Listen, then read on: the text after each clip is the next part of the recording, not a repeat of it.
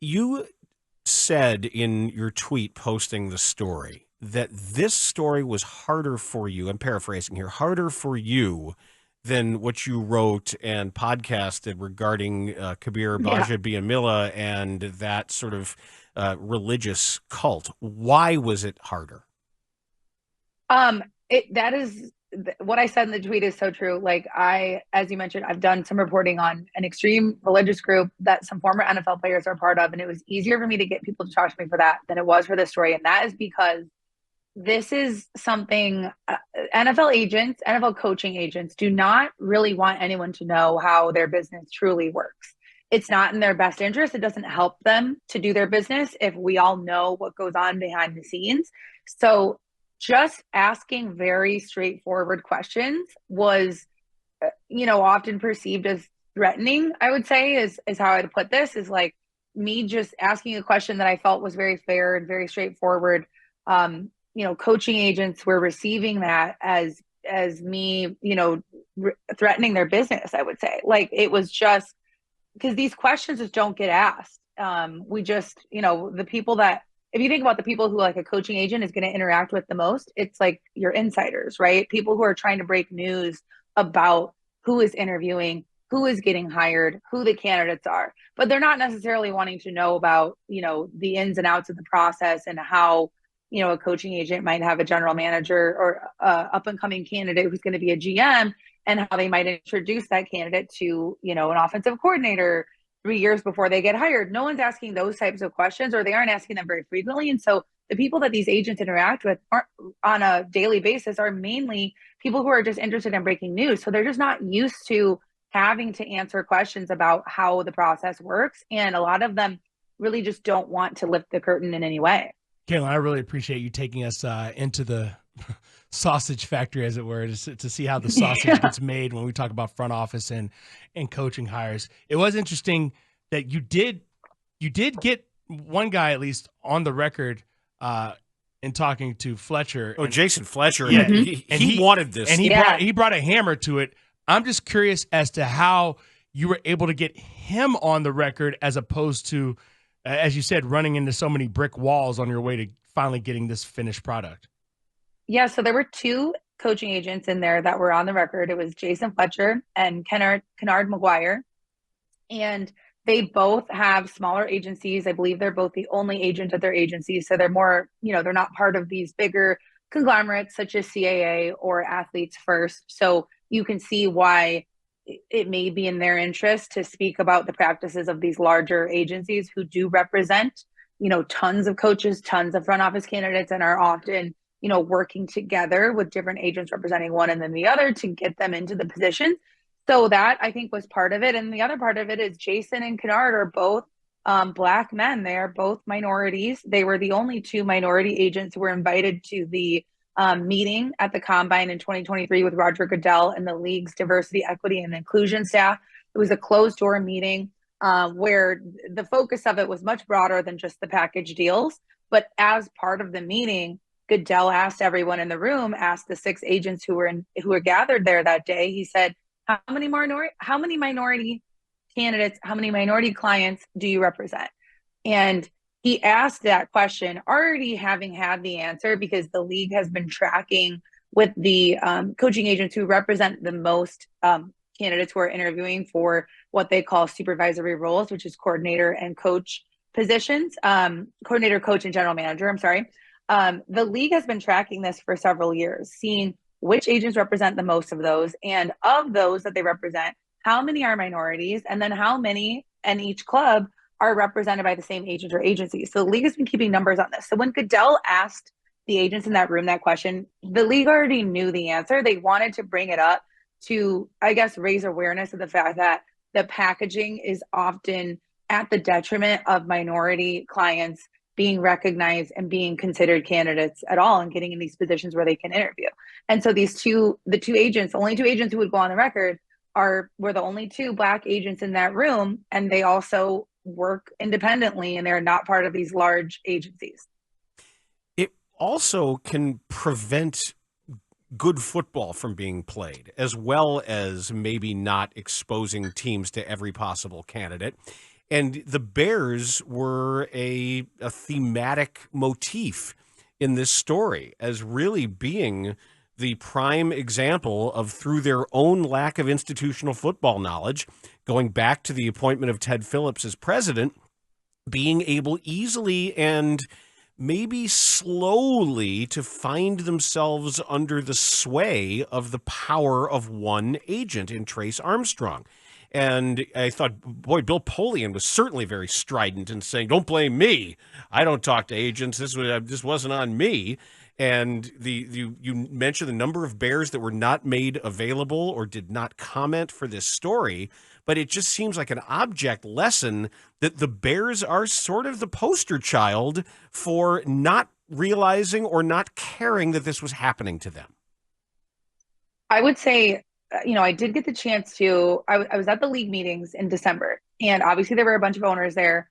And, when I'm at these events, I'm just trying to stop whoever I can to ask about these topics, just to see if anyone's going to talk on the record and what owners might think of this. Are any owners aware of package deals? Do they have opinions on it? And I was able to stop a couple owners, and I can't say who they were because the conversations were not on the record. So I can't reveal who the owners were, but they were people who may have, in the past had an agent represent more than one person in a supervisory role with their club. And both of these owners said to me that they never talked to agents in the process and they were unaware of this going on.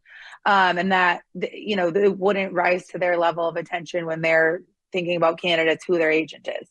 So again, that's another roadblock where you're like, is this the truth? Or is this just more easy? Is this an easier answer? And I do think sometimes that might be the truth, because I know a lot of owners have a delegate, they have an assistant.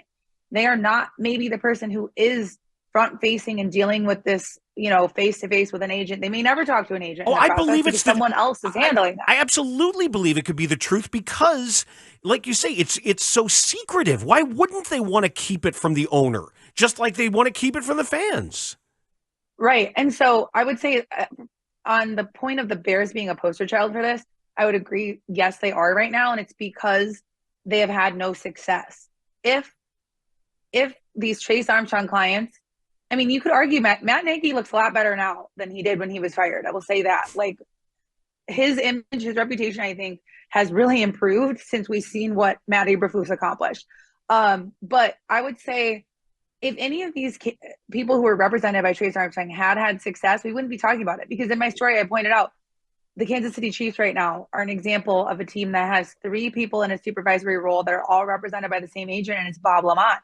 He represents Andy Reid, he represents Brett Veach, the GM, and he represents the defensive coordinator, Steve Spagnuolo. So there is one scenario right now where it is being successful, but of the 4 other clubs that have the same agent representing head coach and general manager, or the same agent or agency, because in some cases it's just athletes first and 2 different agents, or it's CAA and it's 2 different CAA agents. It's Cleveland, it's the New York Giants, it's Arizona. Kansas City is the one that's having success, and it's Chicago. Kansas City is the lone example of a team that actually is successful, that has the head coach and general manager represented by the same agent or agency. So I was kind of, one of the reasons I was really intrigued by your story, Kalyn, is because I have a friend that's worked at one of these agencies, not one of these specific agencies, but an agency that represented coaches. And she was telling me how the coaches themselves a lot of times don't know that another coach is represented by the same agent. And I found that to be shocking. Is that your understanding? Do these coaches know who the agents are for the other coaches? Like, do they know all the clients that their agent represents in these situations? Or is it more of a situation where they know and they are able to organize accordingly, from your understanding? I think it depends on the coach, because I talked to obviously a bunch of coaches for this story, and some of them said, oh yeah, I knew that, the head coach was represented by my same agent, but I didn't know that the general manager was, for example. But it also depends on, some coaches will get a representation, they'll get an agent, and they will never, engage with any of the services that agency provides. Some coaches are going to engage in all the services. And one of those services that the agencies provide, which makes them very valuable to coaches, and it's honestly a big reason why a lot of coaches or front office candidates will end up hiring an agent, is they put on these summits in the off season, and it's just like a convention. They invite all of their clients. So I was able to get the program for the Athletes First 2021. They call it their Coaches Summit.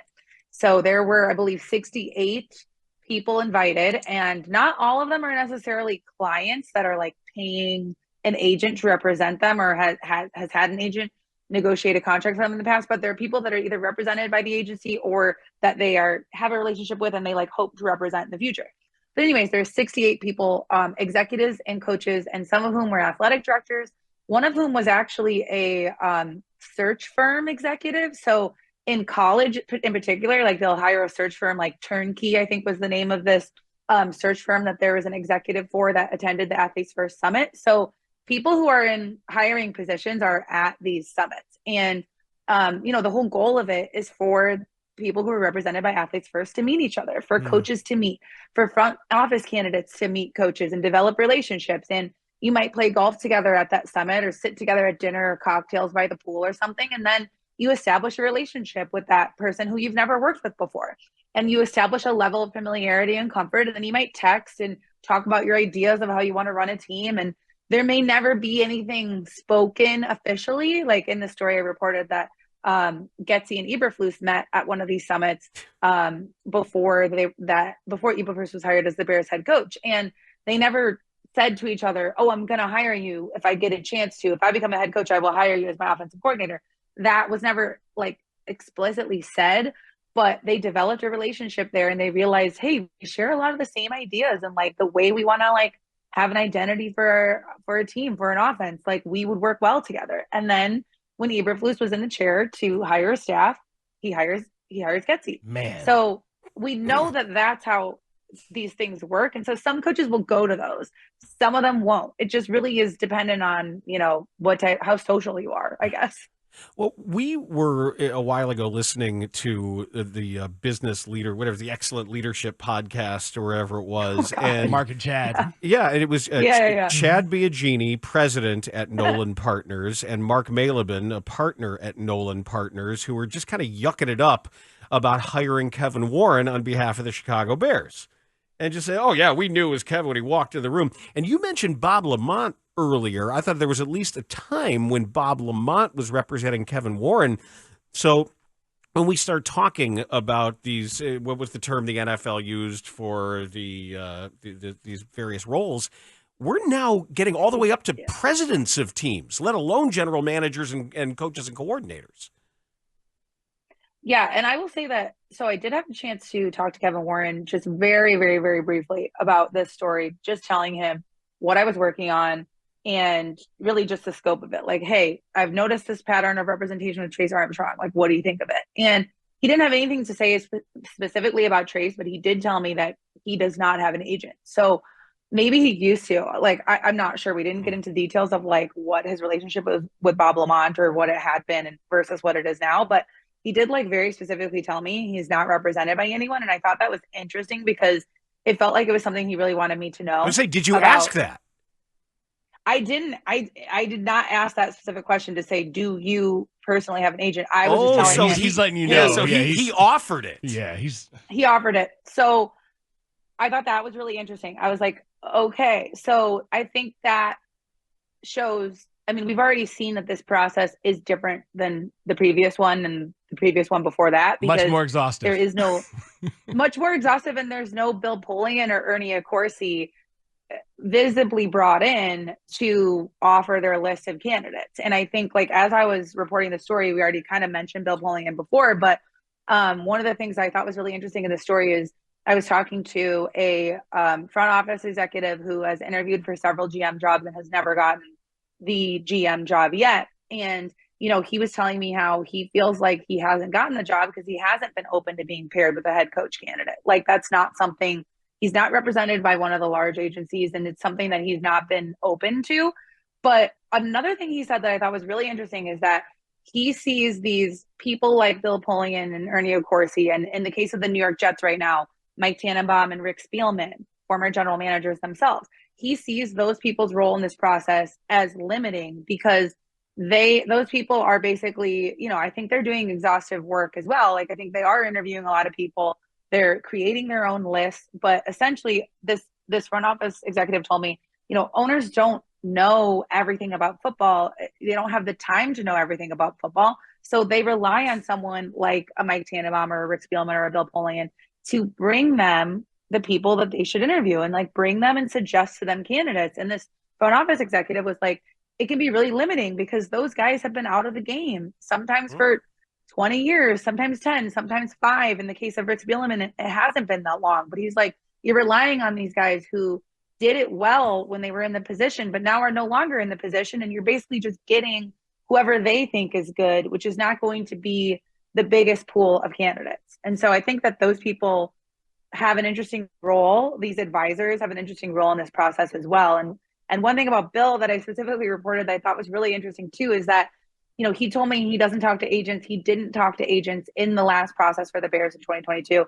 I believe him when he says that. He was very, very adamant about that. But after I talked to him, I got that Athletes First 2021 Coaches Summit program, which showed him listed as a featured speaker at this convention, where Poles was listed as an attendee, Eberflus was listed as an attendee, Getsy was listed as an attendee, Shane Waldron, Richard Hightower. I mean, you can go down the list of Bears coaches who were there, and you can assume, that all of the Athletes First agents were also there. So I thought that was a really interesting connection. And it's not to say that Bill Polian is bad or that he was influenced in any way. It's just to point out that all of these advisors that owners rely on for information and for candidates, they all have relationships and everyone is connected. Kalyn, great work. I know it's just the tip of the iceberg, but this certainly rocked the NFL world, and it has changed the way that reporters are going to behave at these press conferences. It was an important story. Thank you for writing it, and thank you for joining us. Thanks, guys. Thanks for having me.